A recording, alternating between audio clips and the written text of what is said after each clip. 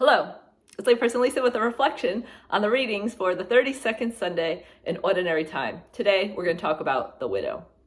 So this widow is giving everything that she has to the contribution. And Jesus notices, Jesus sees, Jesus points her out to the disciples. And so the times in our lives where we may feel unseen, unheard, unnoticed, unappreciated, Jesus sees. And that's really all that matters. He sees us in everything that we do to serve his kingdom. He sees us when we say yes to his call.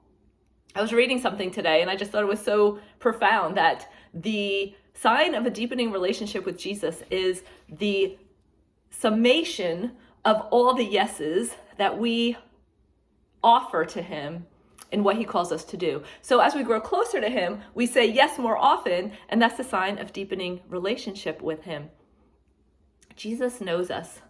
And when we hear to know in the Bible, it means a relationship of intimacy. So an example would be in Genesis when it says that Adam knew Eve and then they conceived a child. Well, Jesus knows us. He knows us intimately, and he desires us to know him intimately too.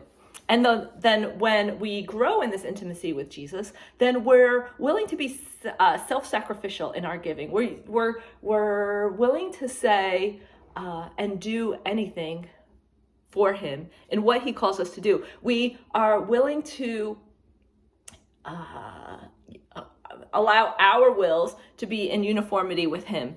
And when we give our all, then he will use us in unimaginable ways. I mean, just look at the widow. She gave her all.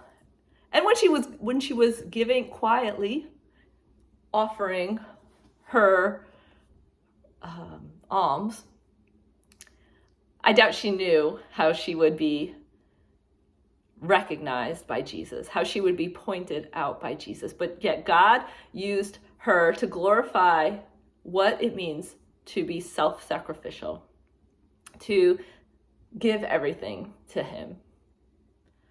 And there's things in our lives that God is calling us to give him. There's things that in our lives that God is calling us to invite him into. Yet we want to hold on to him because we think that we can take care of it. But in all honesty, we cannot. We need God. We need him to be with us, especially in the trials. This woman trusted God. She had this poverty of spirit that allowed her to depend and trust in Jesus, that allowed her to be generous in unimaginable ways. And so as we grow closer to Jesus, then we have a magnification of the fruits of the Spirit.